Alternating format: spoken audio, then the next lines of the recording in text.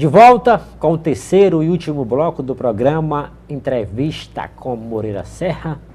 No final deste bloco eu quero fazer uma saudação e um agradecimento também aos meus amigos, aos meus conterrâneos lá de Santa Luzia do Tide, com essa audiência aí fabulosa, essa audiência extraordinária de todos os domingos. Quero cumprimentar também o diretor da nossa afiliada lá da Rede Record, meu amigo Osmar Júnior. Osmar Júnior, um abraço fraterno, meu amigo e meu irmão, e parabéns aí pelo trabalho que você vem fazendo aí na área de comunicação. Convidado super especial, advogado, meu amigo, doutor Felipe Souza, quase mais de uma década já de exercício aí ininterrupto da advocacia. Bom dia, Verdade. Seja bem-vindo. Bom dia pessoal. Doutor Felipe, sua avaliação aí nesses 10 anos de advocacia, se voltasse ao passado, faria vestibular novamente para direito, seria advogado? Sim. É uma honra, sempre um privilégio muito grande participar do meio jurídico, né? Nós que somos operadores do direito, nós trabalhamos e vivenciamos as realidades mais profundas da sociedade, né? A justiça é um anseio que a sociedade tem e nós acabamos sendo pessoas que vamos levar esse anseio para a população, né? Esse é o meu pensamento, meu modo e principalmente na advocacia, né?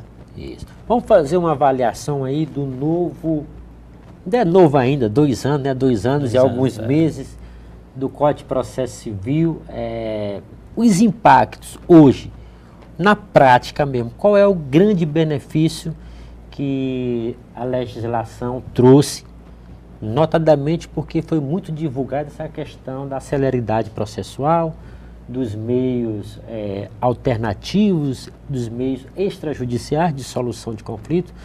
Eu gostaria que o senhor compartilhasse um pouco aí da sua experiência, da sua prática, da sua vivência com esse diploma processual civil. É de profunda relevância o novo código para a situação atual do contexto do direito, e nós vivenciamos uma justiça hoje que ela está estagnada, né? Hoje é difícil para os juízes, é difícil para os advogados, é difícil para os funcionários, né, os auxiliares da justiça. Hoje as demandas se aumentam a cada dia. E o novo código ele trouxe na sua essência a ideia da mediação, né? Ele estimulou a mediação, estimulou a resolução dos conflitos, né? Que é uma dificuldade cultural que nós temos. A população brasileira está acostumada a ter uma carga litigiosa muito grande, né? Todo mundo quer ir para a justiça, não quer fazer acordo, e às vezes coisas simples do dia a dia acaba parando no STJ, como uma senhora que tinha um problema com um papagaio, né? E o IBAMA queria tirar o papagaio dela, e o STJ teve que intervir por causa da relação emocional que ela tinha com o papagaio e coisas outras parecidas, né? Mas o código ele avançou em muitos aspectos, porque tirou do Estado a ideia de que o Estado é o único capaz de resolver os conflitos dentro da sociedade, né? E estimulou as partes a conciliar. E nós vemos isso nos centros de conciliação, né? Hoje a Justiça do Trabalho tem um centro de conciliação, a Justiça Estadual tem um centro de conciliação, né? E o estímulo que as partes hoje estão tendo para chegarem numa alta composição, né?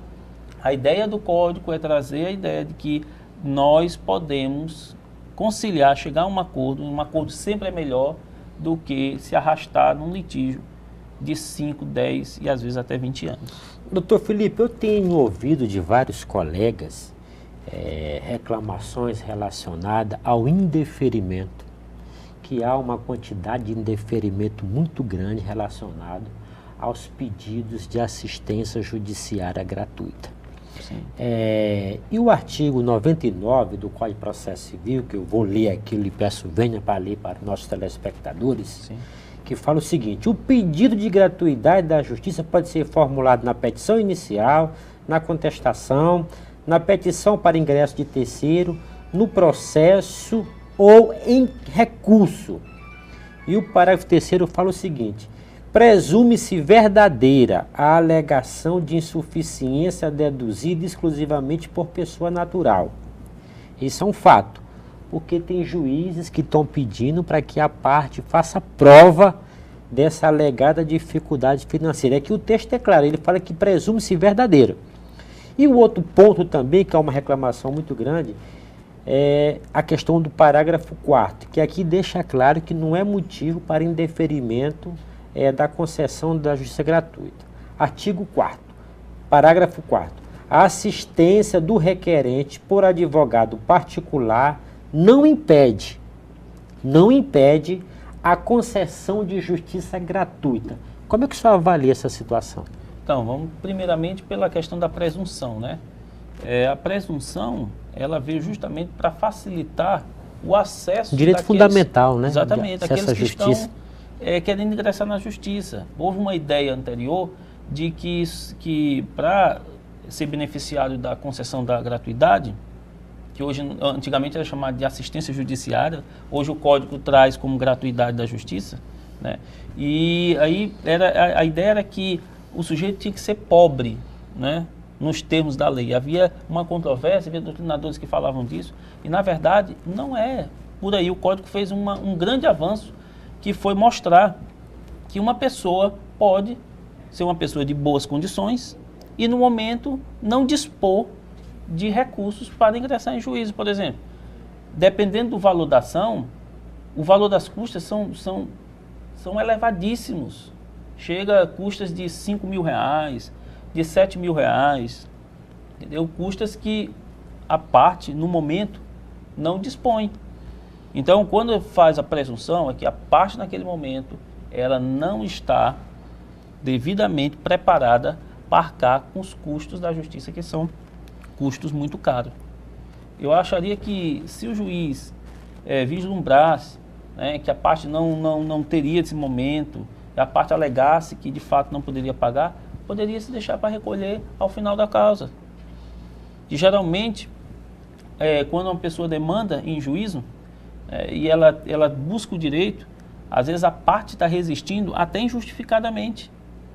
É uma parte que está sendo demandada, mas que é devedor de uma obrigação e não está pagando, e a parte às vezes é onerada a pagar uma custa alta para obter um reconhecimento do direito. E em relação ao advogado constituído, ao artigo 99, parágrafo 4º, muitos juízes aplicaram essa regra e hoje aplicam também, né, e o Código veio justamente para dizer que a parte é assistida por advogado particular, isso não é um fato para o benefício ser indeferido. Por quê? Porque muitas vezes, na maioria das vezes, nós que somos advogados, somos procurados e a parte não dispõe naquele momento, não é? O senhor sabe disso muito bem, de recursos financeiros para pagar de maneira imediata. Na verdade, são poucas as pessoas que chegam e dispõem de dinheiro, né? Dispõem de valores imediatamente para pagar, porque o processo existe um custo, né? Geralmente tem advogados que trabalham com aquela cláusula de resultado, de êxito, né? Aquela história que, olha, se tu ganhar, eu ganho também, né? A maioria existe isso. Então há essa possibilidade da pessoa ter contratado um advogado e o advogado não ter recebido ainda os honorários. Isso não quer dizer que a parte dispõe de recursos financeiros porque contratou um advogado particular. Doutor Felipe, nós conversamos antes deste bloco, em off, com relação aos extintos embargos infringentes. Sim. E o senhor fez a sua oposição com relação a esse dispositivo que foi inserido no CPC, que ele chama de uma técnica de ampliação, do julgamento, né? Qual é a sua observação? A minha observação é que se trocou 6 por meia dúzia, né? Acabou tirando os embargos infringentes, criando uma norma que, ao meu ver, há dificuldades em relação à celeridade. Por quê? Porque, imagine, vai julgar a apelação, 2 votos caminham no sentido de prover a apelação e 1 voto contra. Aí paralisa o julgamento, chama 2 desembargadores no tribunal para tentar fazer um desempate, né? E que muitas vezes a discussão ali travada não é uma discussão finalista ali não se vai fazer uma tese jurídica para que aquele julgamento sirva de base para os outros. E isso, ao meu ver, o código avançou não nessa técnica, mas na técnica do incidente de resoluções repetitivas. No incidente de resoluções repetitivas, sim, repetitivas, né? De demandas repetitivas, que ele fixa uma tese e essa tese ela acaba sendo ter que ser obedecida pelo tribunal e pelos demais juízes, né? É o artigo 942. Vamos ler aqui o artigo 942. Quando o resultado da apelação for não unânime, o julgamento terá prosseguimento em sessão a ser designada com a presença de outros julgadores que serão convocados nos termos previamente definidos no regimento interno em número suficiente para garantir a possibilidade de inversão do resultado inicial, assegurado às partes e eventuais terceiros o direito de sustentar oralmente suas razões perante os novos julgadores. Aqui a finalidade aqui, nesse momento, foi prestigiar o direito de defesa, né? Exatamente. O contraditório, mas gera oportunizando novas sustentações orais, assim, porque são novos julgadores. Sim. Então eles terão que ouvir novamente as razões das partes, né? Como é que o senhor avalia esse momento aí? Para mim, no meu olhar, assim, há uma frustração, né? Que a parte, digamos que naquele momento não tivesse essa previsão no código e a parte tivesse já conseguido êxito no seu recurso, né? O recurso estaria ali acabado e em sede de recurso especial faria análise se tivesse alguma violação ao dispositivo federal.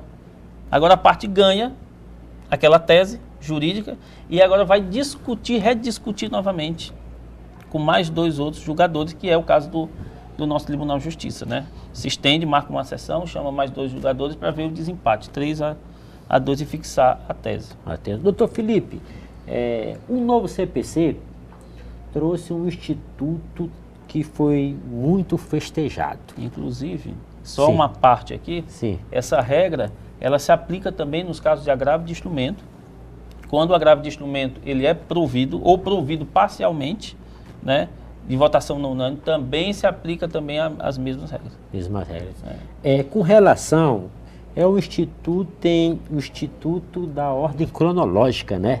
Da Ordem Cronológica. Da Ordem Cronológica. Parece-me que está havendo uma confusão com relação a esse instituto, porque estão colocando processos que não são da fase de conclusão da ordem cronológica e isso termina dificultando a prestação jurisdicional. Como é que isso está acontecendo aí na prática? Eu acredito que nós temos um grande defeito na nossa justiça brasileira. Geralmente, um julgador ele é bastante preparado para julgar, ele é uma pessoa que consegue visualizar, consegue contextualizar o direito, né, a situação, o caso a ser apreciado, mas ele não tem aquele olhar da administração da vara, né, da organização da vara. Então nós vamos pegar varas cíveis muito bem organizadas, né, que os processos estão caminhando em ordem, e nós vamos pegar varas cíveis que completamente bagunçada, que não sai decisão, não sai despacho ordinatório, né, há dificuldade de injuntada de mandato, passa não sei quantos dias, há dificuldade de falar com o juiz, há dificuldade de uma série de problemas. E não são poucos que nós encontramos desse jeito, né? E hoje em dia não se permite mais ter uma justiça que não responda a tempo aos anseios. Por exemplo, essa ordem cronológica. Uma vez cheguei numa vara para pedir uma tutela provisória de urgência. E a assessora lá disse para mim, olha, não posso te atender porque nós estamos o teu processo tem que esperar a ordem cronológica. Eu disse para ela que, no caso, a ordem cronológica seria da apreciação das liminares. Mas como se tratava de uma liminar, ela não podia entender como uma ordem cronológica a ser vista. Teria que esperar o esgotamento de todas as fases do processo para poder chegar ao direito. Então, a gente tem essa dificuldade, né? A noção de administração de justiça, né, da administração da vara, da administração, porque o juiz ele acaba sendo um administrador. Então, se ele é um péssimo administrador, mas um bom julgador, a vara não anda, a vara não tem mobilidade, né, porque ele é o líder, ele é que vai liderar aquelas pessoas. Ele, na verdade, é o motivador do trabalho ser bem feito ali naquela vara. E muitas vezes não acontece isso e a gente vai ter dificuldade, né? Doutor Felipe, vamos falar um pouco sobre a decisão do Supremo Tribunal Federal do foro por prerrogativa de função, sim, que foi restringido para senadores e para os deputados. Como é que o senhor avalia essa decisão? Olha, o STF, ele acaba trazendo decisões que a gente percebe que há um sufocamento dentro do STF. O STF virou uma corte não constitucional, ele não é mais o guardião da Constituição. Ele, vamos dizer assim, numa linguagem bem popular, ele é pau para toda obra, não é? Ele virou o paradigma não só jurídico, mas também político da nação. Então todo o foco está no STF, né? Nós temos um STF que entra no mérito administrativo, nós temos um STF que chancela absurdos na esfera penal, né? Nós temos um STF que decide sobre inconstitucionalidade de vaquejada. Então nós temos hoje uma instabilidade política. E que muda a Constituição em questão de ordem, né? Questão de ordem, muda a Constituição. Exatamente. Da República. Nós vemos, por exemplo... Doutor Felipe, infelizmente nosso tempo chegou ao fim. Eu quero agradecer aqui sua rica participação. E você, telespectador querido, fique com Deus e até a próxima edição do programa Entrevista com Moreira Serra.